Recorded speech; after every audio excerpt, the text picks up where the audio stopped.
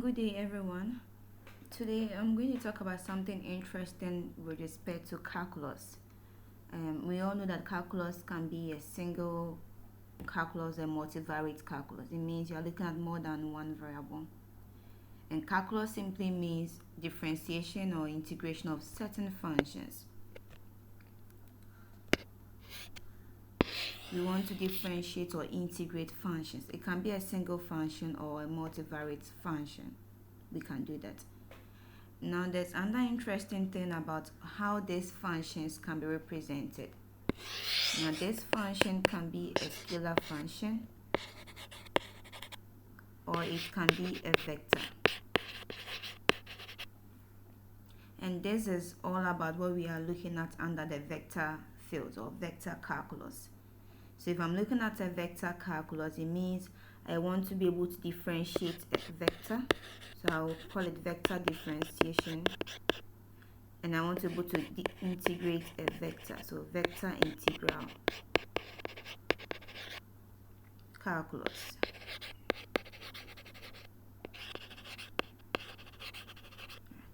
So in this video, I'm going to take that of the differentiation of a vector calculus.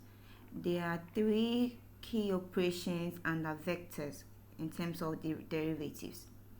So I want to use this operator called del. So I'm looking at differential operators.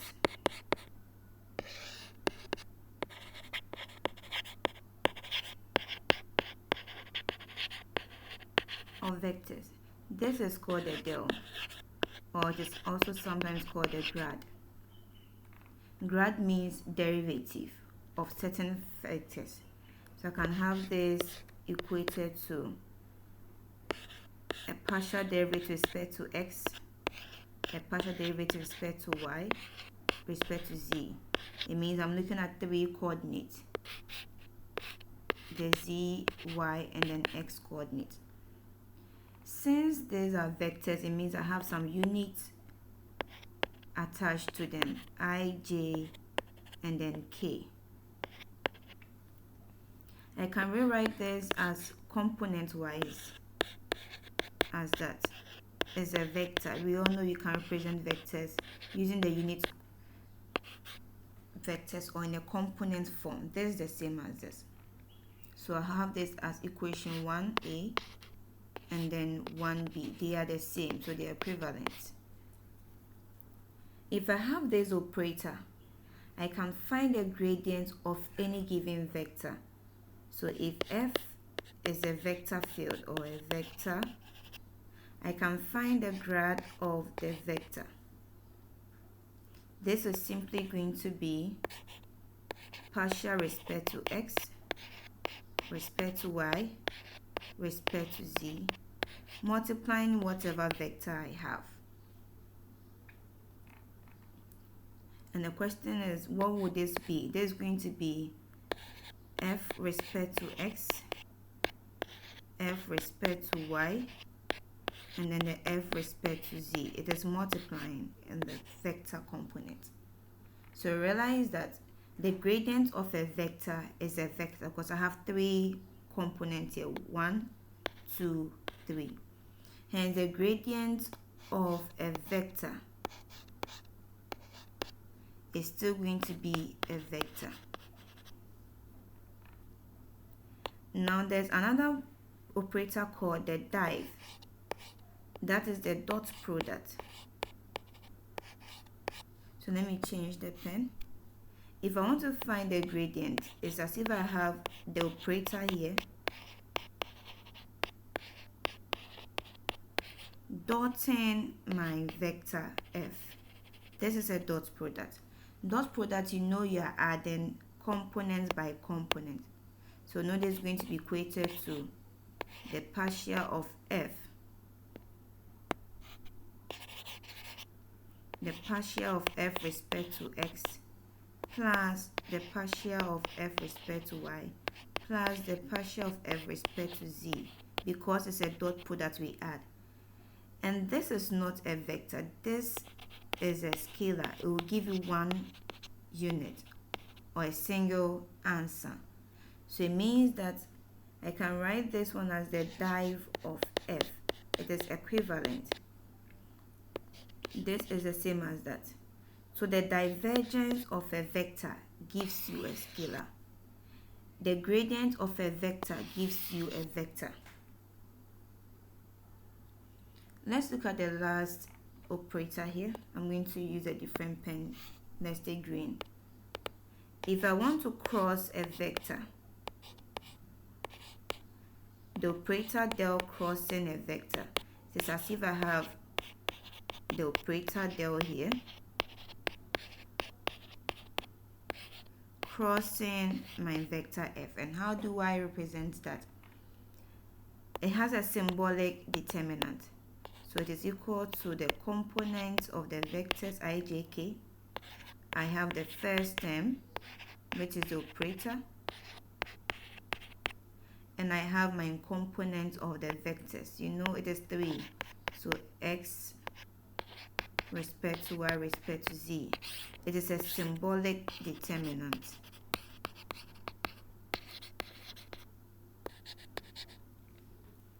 And you know how to find determinant.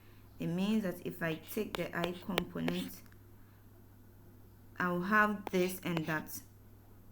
So it's going to be the f. Oh, sorry, let me make it 1, 2, 3. That would be helpful than the x, y, z. So the first part of x, the second part, and then the third part of my f. So it means that if this is crossed, I'm going to get the partial of the third minus the partial of the second respect to z. Determinant is plus I minus j. If I cross the first row, then the second column out, I'm going to get the third respect to x minus the first respect to z. Okay, so now the last part will be plus k. If I cross to the first row and then the last column, it means this part I'll have this and that. So that'll be the component of 2 respect to x minus the component of 1 respect to y. And you should be able to evaluate this. You realize that I want to represent this as some a. So I have some ai plus bj plus some ck. Now because there's ijk's, it means I can write this as a, b, c. And this is a vector representation. So the curl, so it means the cross is the same as the curl of f. They are the same. So someone will say, where did the ijk's vanish from here? Don't forget, this is 1, 2, 3. At the div, I multiplying I dot I is the same as j dot j is the same as k dot k is equal to 1. Since this f is a vector, it's as if I have f1i, j of f2, k of f3. So if they are dotting, then this becomes 1 for each. Okay, so let's take examples. But before the example, what is the intuitive behind these operators? Intuitively, if I take the divergence of a vector, I'm looking at the flow. Don't forget, vector fields are flow rates of liquids or gases. We're going to look at the flux. In some books, you see the word flux. That is the inflow against the outflow. So if I have a box here, I'm looking at the rate at which the liquid or the fluid flows in and then out, the change or the difference. If I have the curl, you see in some textbooks, rotation is a rotational fluid flow. So in that case, I'm looking at how the fluid is rotating around this box. It can be in a clockwise form or the counterclockwise form. Rotational flow. inflow and outflow, that is the flux. So let's take examples here. Let me take a new sheet. Example 1. Given that I have a vector field f is equal to some xi plus yj plus zk. You know this is the same as writing x, y, z. If I want to find the gradient of f, it says just multiply the derivatives. So it's going to be partial of x, partial of y, partial of z, multiplying x, y, and z. So realize the partial derivative with respect to x gives me 1.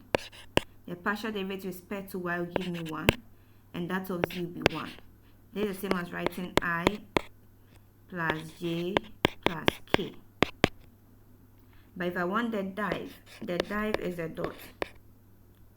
So div of f is the same as the dot product. This is going to be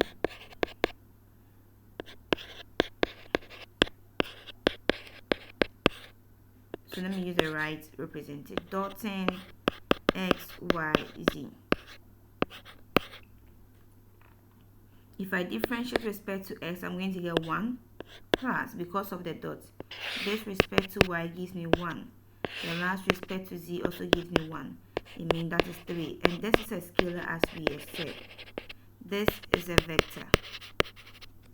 Now let's take the last operation, that is the curl. The curl of f is the same as the crossing of f. And there's a symbolic determinant, I, j, k. The derivative respect to x, respect to y, respect to z. The first component of f is x, y, and then z. This is a simple vector field. So if I have I out, I'm going to have the derivative respect to x, z, y minus, so this and that, y respect to z, minus j component. So I cross the first and then the second. You realize I'm going to get the z respect to x minus the x respect to z plus k. Now if I cross to the first row and then the last column, it's going to be this and that. So realize I'm going to have the partial of y respect to x minus the partial of x respect to y. Now what do we have here? This is 0, 0, 0, multiplying the ij case. So it means that over here we have a 0 for each of the components for the curl. That was just unfortunate, but there's a physical meaning to these values. When the div is positive, what does it mean? When the curl is 0, what does it mean, and all that? I'll come to that as the last point. Let me take a second example here.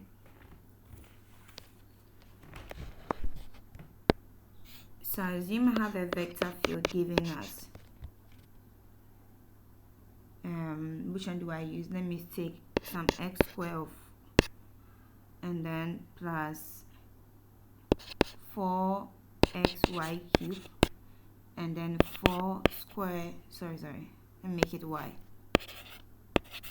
y square x. You know this is the same as writing x square I plus 4xy cubed j plus y square xk. It's the same thing. Now what is the gradient of f? The grad of f is going to be everything f respect to x, f respect to y, and f respect to z. So I'm going to get, if I take everything respect to x, I'm going to get 2x plus 12xy. The whole f respect to y, I'm going to get no, so I made a mistake in the first one. everything with respect to x. So I have x squared making 2x. There's an x term here, so I'm going to get 4y cubed. There's an x term here that is going to give me my y squared, comma. Now everything with respect to y. There's the first term goes to 0 because there's no y component. The second term going to give me 12xy squared.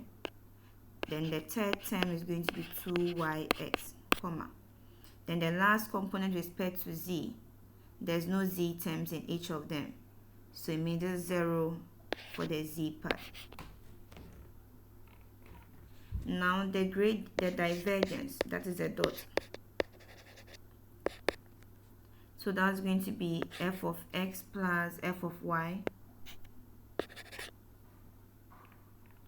So let me take my time and do that for you. The div of this is going to give me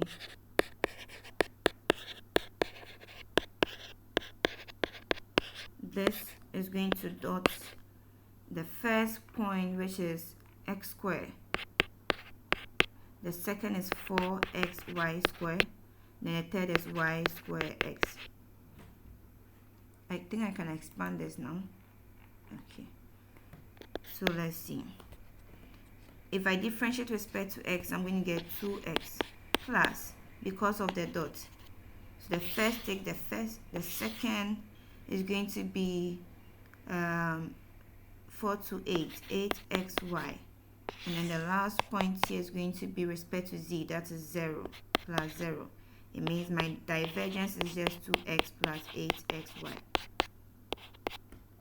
Don't forget the dots of this is the same as divergence of f. Okay. Now let's take that of the curl. If I want the cross product of the vector, it's going to be the symbolic determinant, ijk. Then the partial derivative with respect to x, respect to y, respect to z. The first term is x squared. The second term is that. Then the third term is y squared x.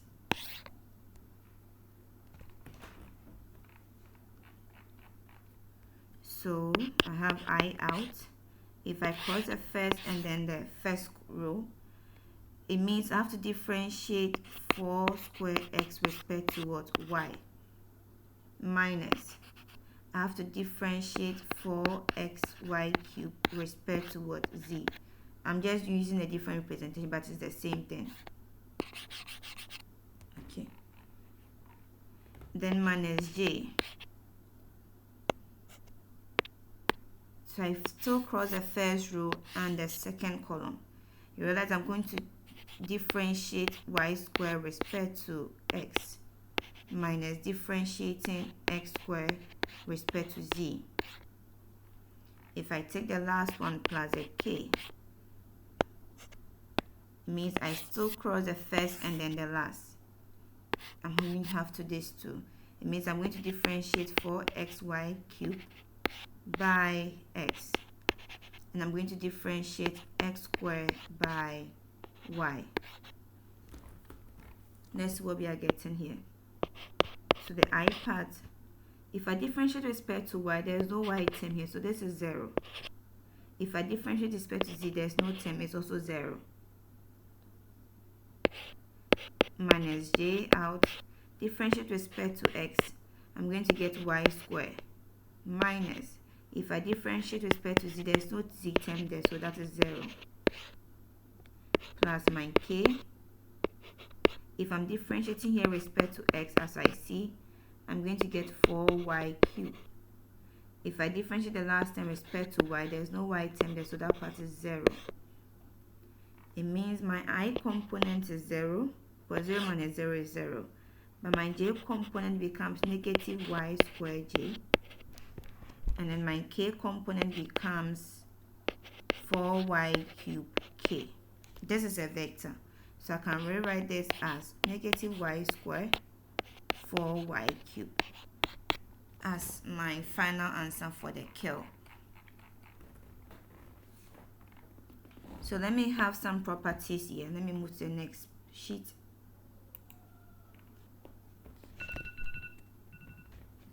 If I have the divergence of a vector field equal to 0, what does it mean?